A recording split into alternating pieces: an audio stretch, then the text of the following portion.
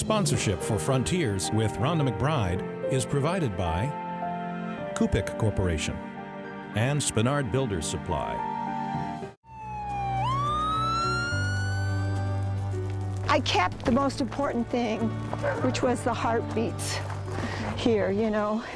It's easy for Alaskans to forget we live on a frontier alongside forces of nature that can suddenly turn against us. I did lose everything Dad gave me.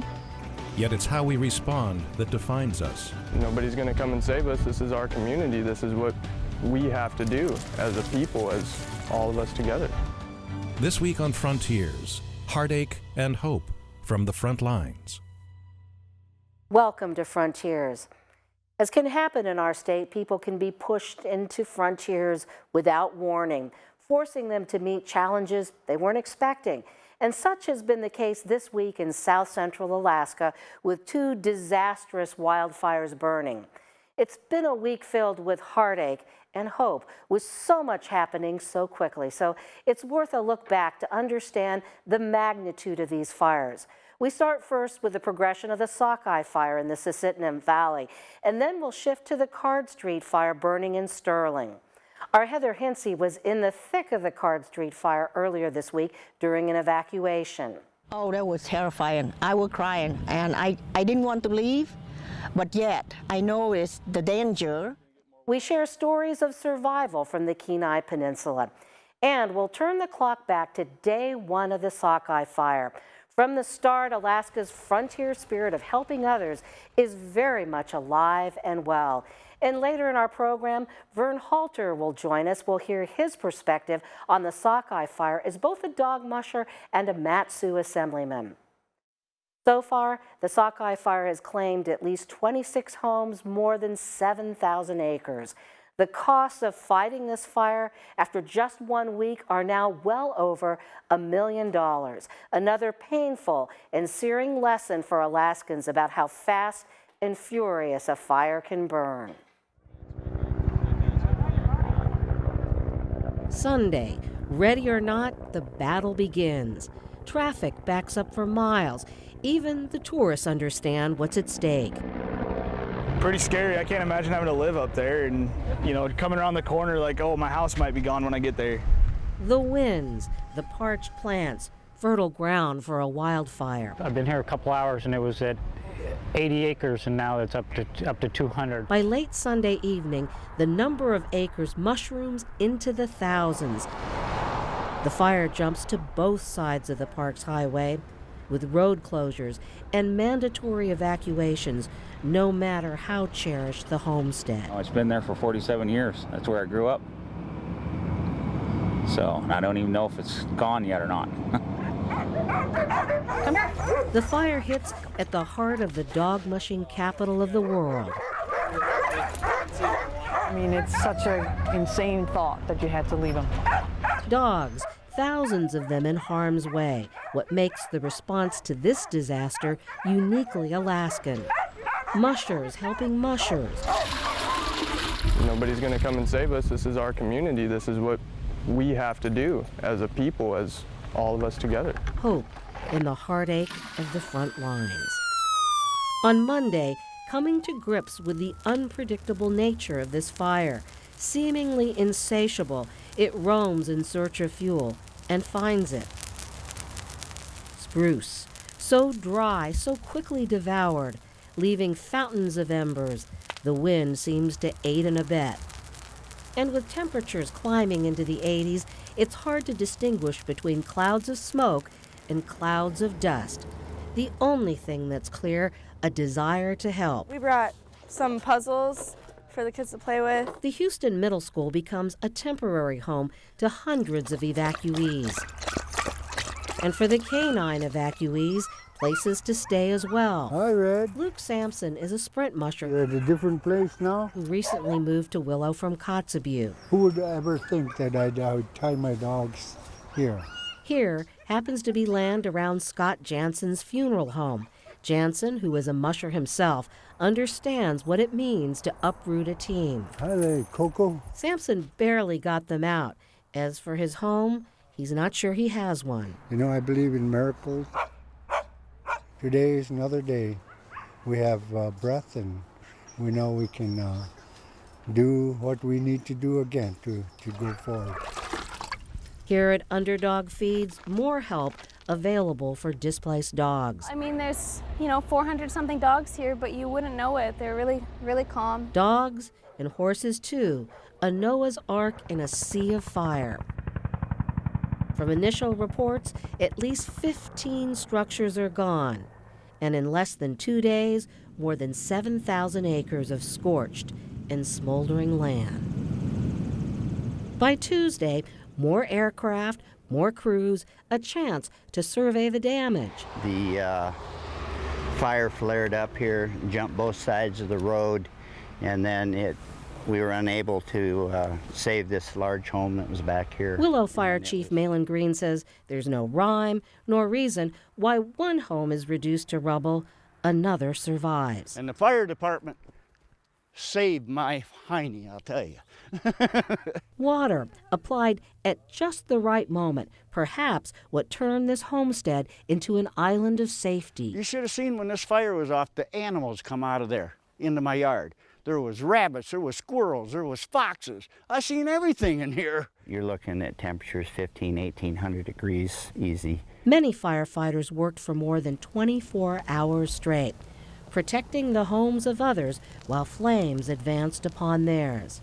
Here's what's left of a Willow Fire Captain's home. The dogs, though, made it out. This was all on fire when I came in. Chief Green checks on another firefighter's home. It made it. Amber Holland and her partner Mark Estemeyer want to put some distance between their house and fuels the fire could use to stage a comeback. Oh! It's a good outhouse. Amber, who is trained to fight fires, never dreamed she'd be defending her own home. We got some damage, but we're way better off than a lot of people right now. Still, too close a call. After they put out the fire next to their house, they left. I came back down our access road one more time for a look at it, and there was a little flame on the roof. Disaster averted. Sheer luck.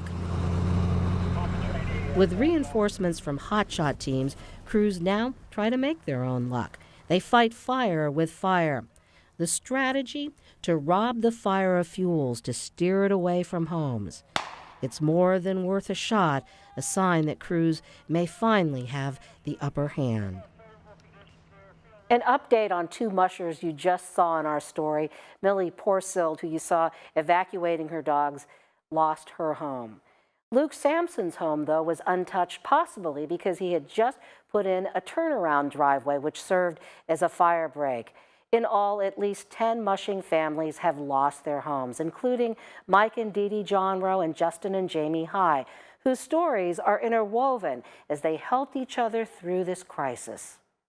Hi, Rocky Puck. This is Iditarod champ Martin Boozer's place. He's a good boy. Hi, Rocky. He's hosting hundreds of sled dogs who made it out of the fire, and homeless mushers too, including one who is well known, who lost about everything except her team.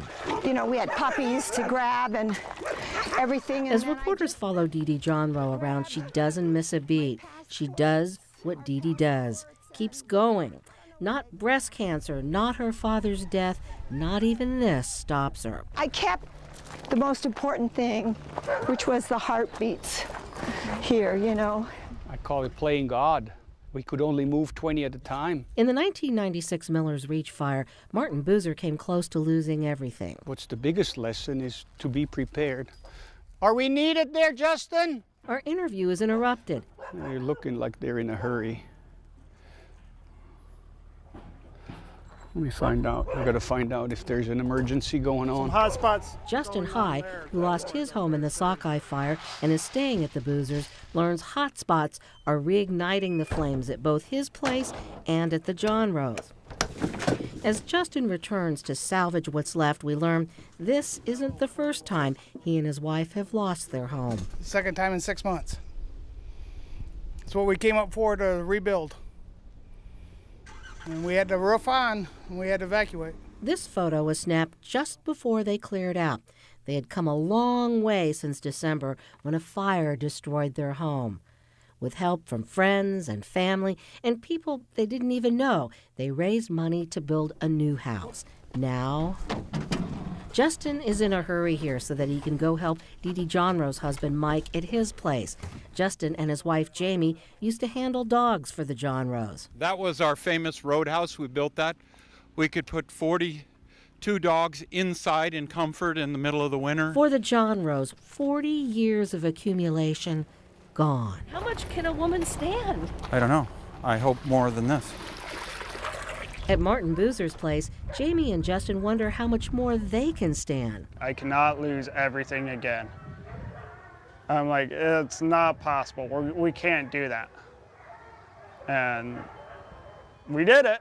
But out of all of this heartache comes hope. At the end of January, we're going to be parents. So they're excited about that. And one more thing. In the aftermath of the December fire, Jamie found her wedding ring fused to a crystal dish. This time when they evacuated, she made sure she took it with her because of what it means. Hope, really. That you never know. You never know what you're going to find. And it really turns out to be, the little things that you treasure the most. The little things that grow into big things. We have a photo gallery on the rebuilding of Justin and Jamie's first home. That's on the Frontiers section of our website. Now, if you would like to help a musher, the Willow Dog Mushers Association is taking contributions. Just ahead, more coverage of the Sockeye wildfires, and we'll take you to the front lines of fires burning in the Kenai Peninsula. Protect these houses that are over here, these cabins.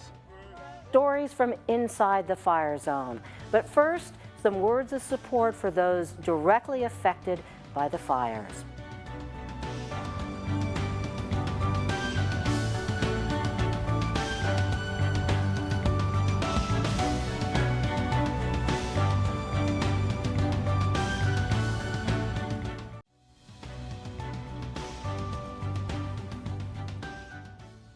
The Sockeye Fire has many longtime Alaskans looking back to the Miller's Reach Fire in 1996. And the two have some things in common.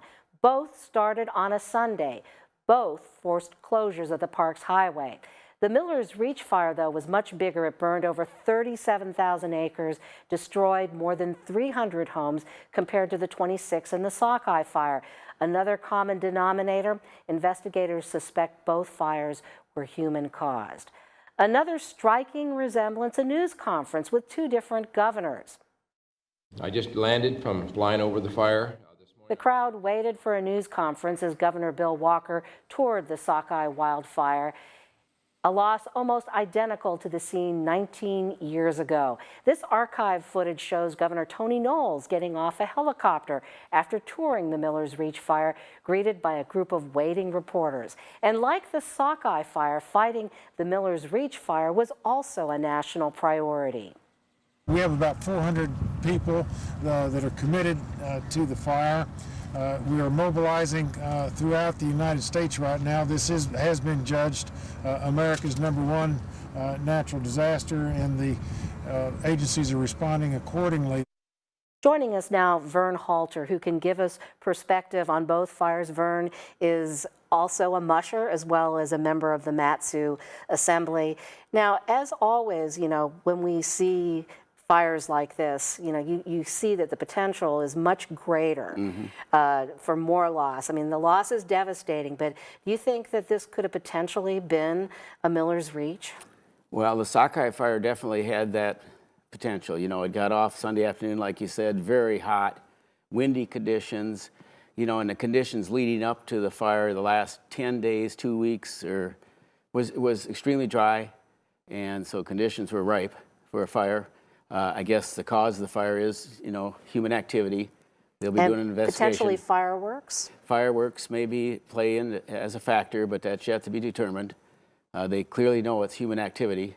And, when you have conditions like we had in Willow a week ago on Sunday, it could have started in multiple different ways. It could have been a fire strike. It could have been something like that. Conditions were ripe for a fire. That was the problem. So when you look back to Miller's Reach and you saw so many homes lost compared to this, Do you think we learned some lessons from that fire that helped us? Well, that number of acreage, 37,000 acres compared to 7,000 here in Sockeye. On this fire, Sockeye, it seemed like they threw everything at it. Their command structure was impeccable. They had command structure vehicles on site by 2, 3 o'clock on Sunday afternoon. These are jack-up rigs, self-leveling, TV monitors inside conference rooms. There was a person from the State of Alaska Division of Forestry right in the command center, along with the Matsu Borough commanders. So it's quick response. Quick response, and the local firemen from Willow, who first saw the fire, knew right away. So they were calling in helicopter support, calling tanker support, calling water support. I think that was critical because, that's the only way you're going to attack it, because you're a little bit off the road at that point in time. And we are so lucky that the lower 48 fire season hasn't started yet. And that was another major factor. There was not a major fire going on in the lower 48. So they had hotshot crews up here the next day by Monday afternoon coming from California and Montana and things like that. They had tankers coming from British Columbia. They were here by 6 p.m. Monday. And then one of the things that people will wonder about, in the aftermath is, of course, there's always a push for more resources. You think the Willow Fire Department has earned some resources that are finally coming their way? I certainly think they were very professional in this fight and fire, and yes, they deserve their peers' respect. We have to show a lot of respect for the whole Matsu Borough Fire Department, Central Houston, City of Houston, West Lakes Fire. Caswell's coming down. Caswell, which is just north of Willow, had just built a new fire department. They didn't have anything for a fire department 6 years ago. Now they have stations and vehicles, and so they could come down from the northern perimeter. So when people squabble about paying more taxes for these kind of services, well, I think it's kind of ridiculous myself, because this is an essential service, EMS along with it. The ambulances, the number of ambulances they had in place along different parts of the Parks Highway to help people was amazing. So EMS and fire, that always should be your priority. Well, going forward, people don't have much time before winter to get settled in. What's going to be done to help the people, the 26 families that lost their homes? That's a really important, that's the thing we got to do. We got to move fast. I think they're starting to work as far as debris removal right away now. The Matsu Borough is going to come up with a plan, because you got all these metals. You got burned out snow machines and burned out ATVs and probably burned out trucks, and then all the metal roofs that collapse in. Sometimes the wood will burn down to ashes, but all this other material, you have to get it off property, get it into the landfills and get it away from there so you can start over. So that's a big project. Well, being a dog musher, and seeing, what 10 mushing families affected and all the equipment, what goes through your mind? Well, it's horrible. Willow's, the home of dog mushing, and certainly in the South Central, and we kind of claim the whole state of Alaska, but there certainly are others, Fairbanks too. But we have great trail systems, and there's just a lot of people in that one compact area, I guess. And due to our trail systems, and Dallas CV, our Iditarod champions, just up the road, a few more miles could have been impacted. And of course, we reading about Dee Dee Johnroe, and Linwood Fiedler was right across the road. I don't know how many Iditarods he's won, 20, 25. The list just goes on and on and on. I don't want to single out anybody. But, it's just a natural place for really good dog mushing. And potentially, if it had been worse, it really could have affected a huge chunk of Alaska's mushing stars. Well, it certainly impacts, of course, they have to deal with, like you said, this rebuilding process. And, of course, some of them are still running the Iditarod and things like that. A lot of mushers that I really respect, too, are just recreational mushers. They're school teachers and workers, and they have jobs in Anchorage or jobs in Wasilla, yet they have sled dogs because it's just part of their fabric. And I guess I love those folks to death as much as anybody. We all do too. So thank you very much. As always, there's always much more to say than we have time for. Vern Halter and I will continue our conversation on the web. Go to the Frontier section of KTVA.com. Up next, we shift gears as we turn to the Card Street fire in Sterling. We're going to get married and we're going to rebuild and restart, and we'll be good. Yep. More stories of heartache and hope. But first, messages of support coming in from around the nation. We'll take a look at a few more messages.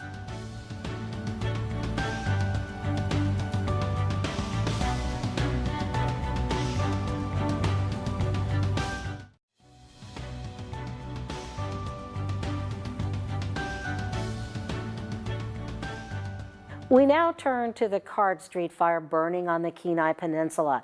The fire quickly became a national priority, with outside crews mobilized and sent to Alaska. Alaska has also drawn upon its own resources to work the Card Street fire. KTVA caught up with a professional crew from the northwest Arctic village of Selawik. Hotshot crews from outside count on the local firefighters' knowledge of the terrain. Most of them are first time in Alaska, and they look at us to say, what's this and what's that, and wow, and whatever.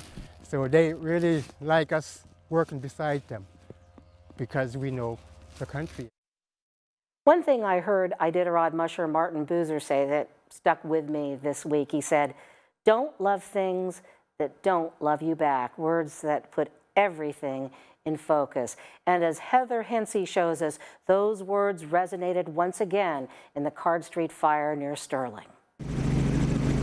What started out as a small 5-acre fire quickly grew to a raging inferno with hundreds of homes in its path. Before this flying gig, I was a firefighter for 30 years, so it makes it doubly hard because you see all your firefighter friends down there, and you also see friends and homeowners down there with their houses getting burned. Residents in the Kenai Keys and Feuding Lane areas were asked to evacuate as the fire approached. Well, a police officer came by and said that they were suggesting an evacuation.